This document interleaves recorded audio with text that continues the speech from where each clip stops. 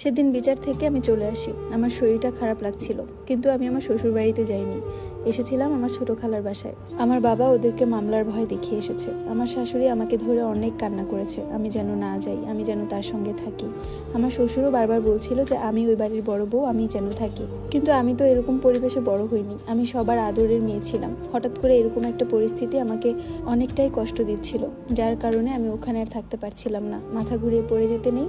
তখন আমার বাবা বলে যে আমার মেয়েকে এখানে আর এক মুহূর্তও রাখবো না, আমার মেয়ে মারা যাবে।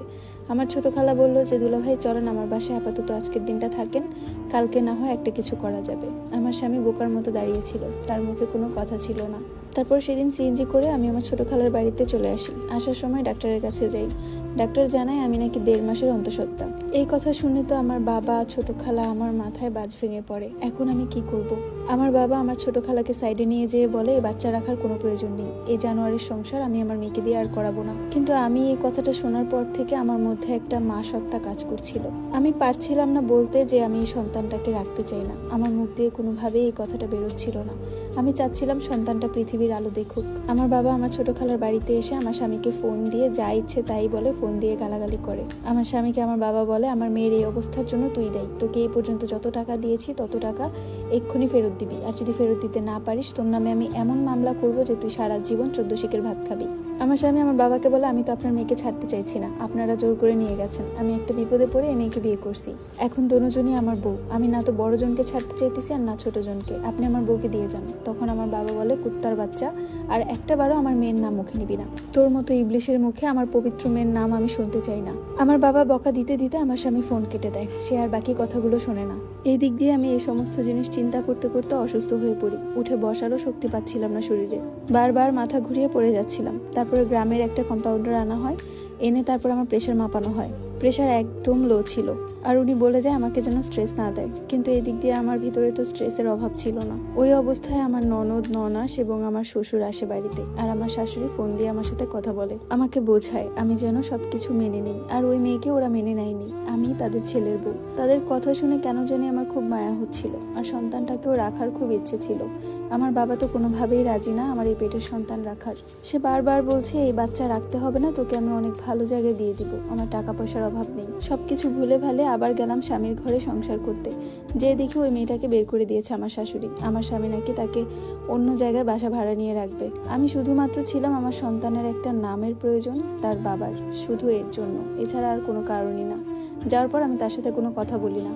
যাওয়ার পর আমার স্বামী আমার হাতে পায়ে ধরে অনেক কান্না করে, মাপ চায়, তাকে যেন ক্ষমা করে দেই। আমি তার সাথে কোনো কথাই বলি না, তার সাথে কথা বলার রুচিটাই আমার আর ছিল না। এই পর্যায়ে আমার বাবার সাথে আমার ঝগড়া হয়। আমার বাবা এখান থেকে নিয়ে যেতে চায়, কিন্তু আমি যেতে চাই না। এটাই ছিল আমার জীবনের সবচেয়ে বড় ভুল।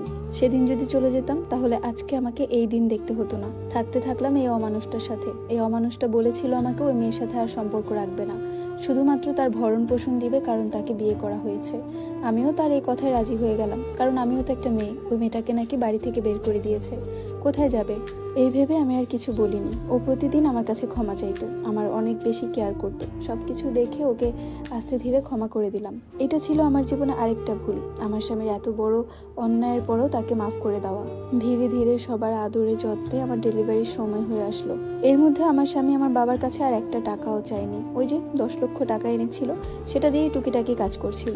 আমার সিজারে 2টা যমজ মেয়ে হয়, মাশাআল্লাহ মেয়েগুলো দেখতে অনেক সুন্দর। আমার স্বামীর ধারণা ছিল আমার ছেলে হবে, কিন্তু আমার হয়েছিল মেয়ে। দেখতে একদম আমার শাশুড়ির মতো ছিল। আমার শাশুড়ি অনেক সুন্দরী ছিল, এত বয়স থাকা সত্ত্বেও তার মাথা ভর্তি কেশ। আমার চুলের চাইতেও তার চুল অনেক বেশি সুন্দর ছিল।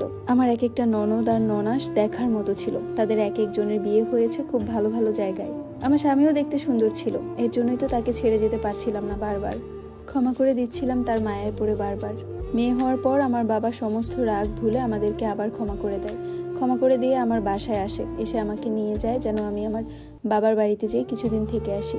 আমার বাবার সাথে যাই। যাওয়ার পর আমি আমার বাবাকে অনেক বুঝাই যে আমার স্বামী আগে থেকে অনেক বদলে গেছে, আগের মতো খারাপ ব্যবহার করে না, এবং আমি যা বলি তাই শোনে। প্রতিদিন রাতে আমার সাথেই থাকে, কখনো বাইরে থাকে না। আস্তে ধীরে আমার বাবাও তাকে ক্ষমা করতে লাগলো। আমার মেয়ের যখন 2 মাস হয়ে গেল, তখন আমি বাবার বাড়ি থেকে আমার বাড়িতে আসলাম। মানে 40 দিনের সময় বাবার বাড়িতে গিয়েছিলাম, বাকি 20 দিন আমি আমার মার সাথে থাকি, তারপর আবার শ্বশুর বাড়িতে চলে আসি। আসার 1 মাস পর্যন্ত আমার স্বামী খুবই ভালো ছিল এবং আমার কাছে কোনো কিছুই আবদার করতো না।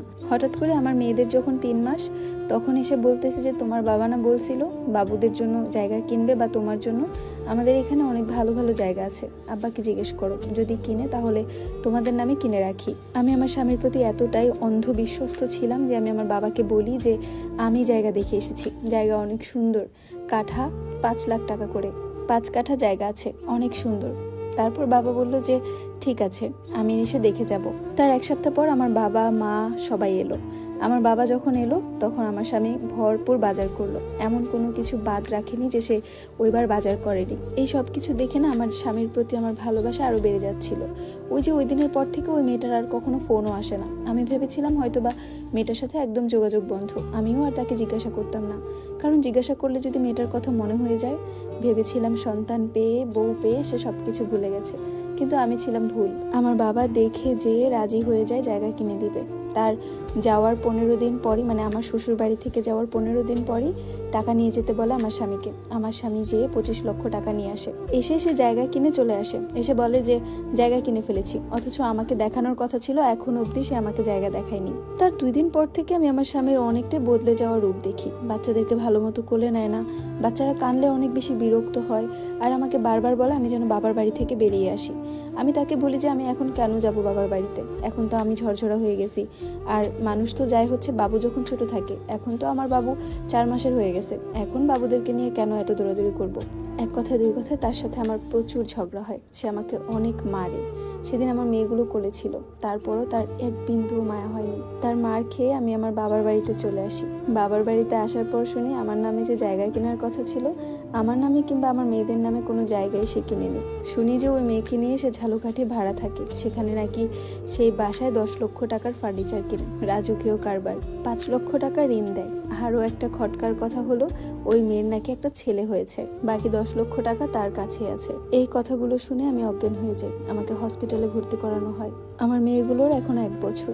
আমি আমার বাবার বাড়িতে আছি, আর যাইনি ওই কাপুরুষটার বাসায়। আমার বাবা ওর নামে একটার পর একটা মামলা দিয়ে যাচ্ছে, আর ও টাকা দিয়ে দিয়ে মামলাগুলো ক্লিয়ার করছে।